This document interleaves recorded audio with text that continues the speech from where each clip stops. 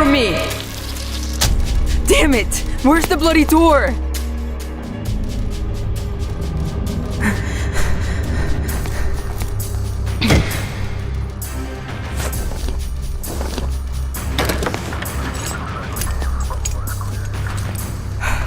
Finally, I'm so glad to see you guys.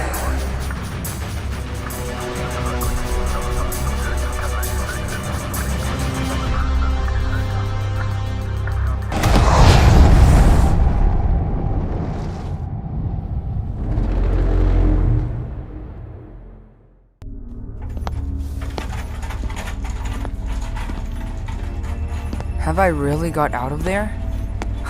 I can't believe I'm home. It's weird. Where are they taking me? Personnel rehabilitation is in another building.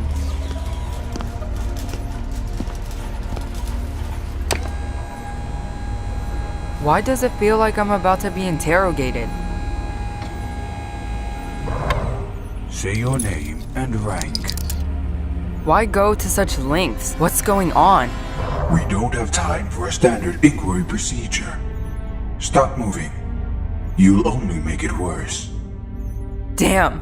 Only particularly dangerous subjects are given this crap. Could it be that they think I will hide something? It seems I've started to say my thoughts out loud. It's working.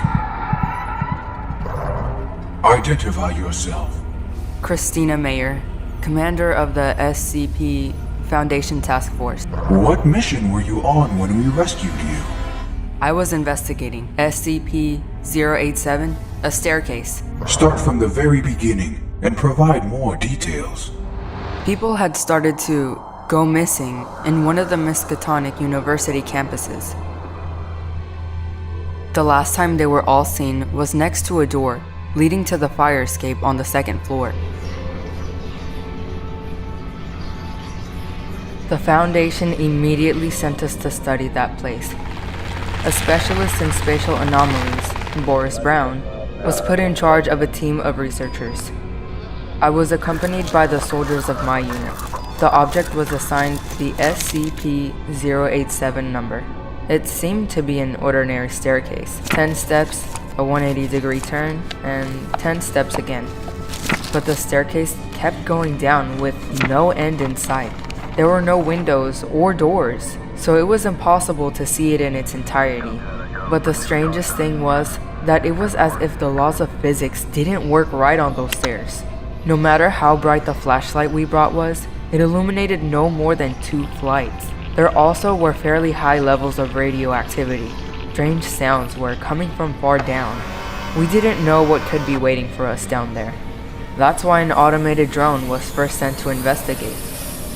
It flew down floor after floor, but we didn't see anything new. After some time, it had flown 30 floors down. The staircase did not end there, but the drone suddenly swung to the side, hit the wall, and fell down. We decided it was a technical issue. But then, something like a glowing face appeared in front of the drone's camera, and then the whole body of the creature floated out of the darkness. Undoubtedly, it was a humanoid, but the proportions of the limbs were clearly not human-like. What kind of creature was it? And how had it got there? Of course, I understand. Yes, I also asked myself that question. That's why I decided to find out about everyone who had disappeared after going down that abnormal staircase. One of them was a cleaner who had decided to go to the basement. Then there was a couple of students who had been skipping class. But the very first victim of that staircase had been Alex Schumacher, a professor of quantum physics. I got interested in him because he was the only one who had known exactly where he had been going. I did a bit of background on him, visited his laboratory, and I found out something interesting. He had been developing a device that could open a portal to a parallel dimension recently. A device? So you have those drawings with you? No, I left them to Boris. Alright, go on. After gathering all the data, I decided I should personally deal with it. So I went down the stairs with my mobile unit. Boris, who stayed at the entrance, watched our descent on a screen. We exchanged observations using radios. Nothing unusual happened during the first few flights. We went lower and lower. At some point, we came across our drone, which had broken blades. After a few more flights, we were in for a terrible surprise. A dried up body was laying against the wall. It was some kind of mutant. Elongated limbs, a distorted skull, and some outgrowths all over its body. We took tissue samples and moved on. After a few more flights, we came across a second body. Then a third. All of them were terribly disfigured. And then one of my men screamed. A glowing face was moving towards us out of the darkness. The soldiers immediately opened fire, but it was incredibly hard to hit it. The creature was very fast. It darted all over the stairs, dodging the bullets. At some point, we finally hit it, and the monster collapsed on the step.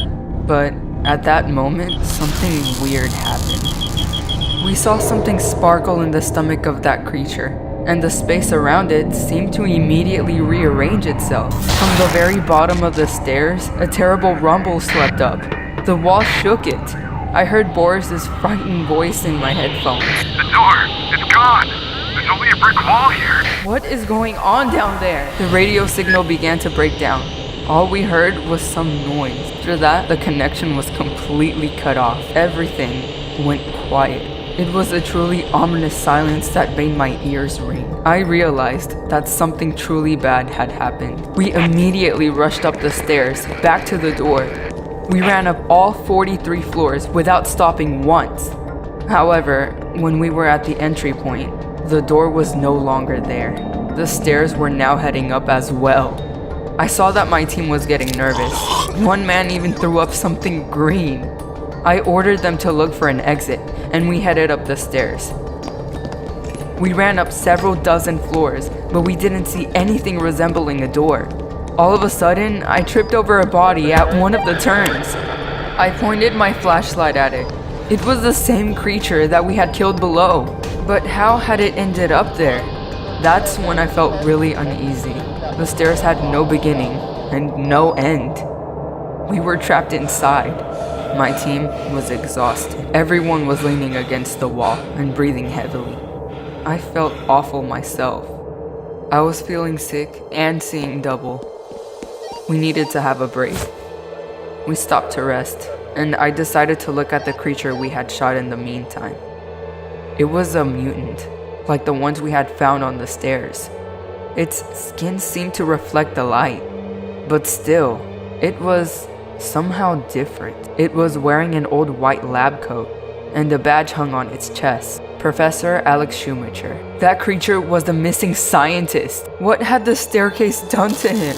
I pulled back the edge of his coat and suddenly noticed that some kind of device had grown into his body. Was it the device you had seen in the professor's drawings? Yes, that was it. And there was a bullet hole in it. When my team had been firing, they had apparently damaged it. I realized that was why the staircase had rearranged itself. That device had somehow created a passage to the object. That's why the solution was obvious: to fix the device and get out of there. Have you studied quantum physics? No, I don't know anything about it. But luckily, the bullet had only pierced the battery of that thing and killed its power. I realized that if we found another power source, we could restart the device. A broken drone with an almost full battery was lying a few floors above. A bit of work, and we turned on the professor's device. Give her some more.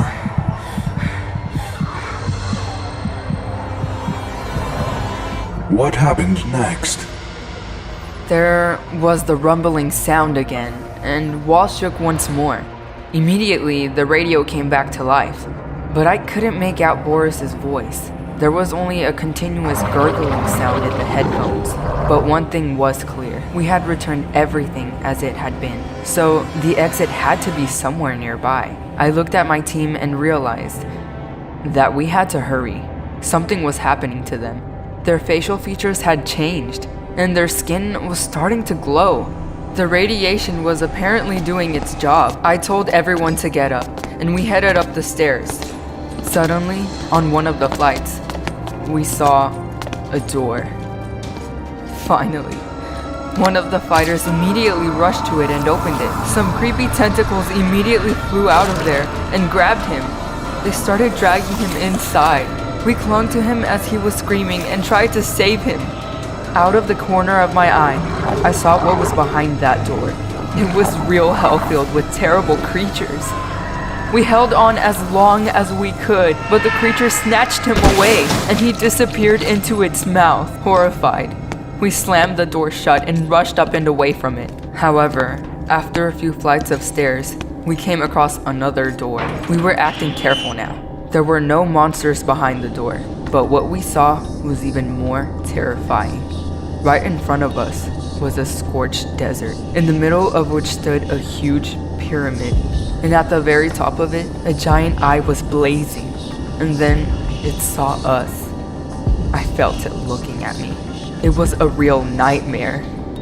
Its look seemed to be burning holes in me, turning me inside out. With a huge effort, I managed to slam the door shut and fell to the floor. My soldiers were lying nearby. They were disfigured. I probably looked the same. With difficulty, we got up and continued to go up the stairs. Once again, we saw new doors, but behind each was an alien world. One of them swallowed up yet another soldier, and we were left alone with Corporal Higgs. He wasn't doing well. He could hardly stand on his feet, couldn't think clearly, and barely understood who he was. We opened yet another door. We saw an absolute nothingness there. Just a black void. Higgs froze. You'll have to go on without me, Mrs. Meyer. I tried to stop him, but Corporal had made his choice. He didn't want to die like those mutants on the stairs. He simply stepped into the void. I saw his body slowly moving away and turning into a dot. I was alone now. I closed the door and went up the stairs again. I won't give up, I told myself. There was another door ahead. No! Get away from me! There was a humming sound all over the stairs, as if something was rising from the very bottom. Was that really it? The end? But then I saw a door open in front of me, and our guys ran out onto the stairs. They pulled me out of there. I'm finally home. Well, almost. Almost? Send a team there. We need to get that device. What does almost mean? It means that you haven't come back home. No, this can't be happening. I'm in another reality. You're violating protocol. I am an employee of the Foundation. Release me at once.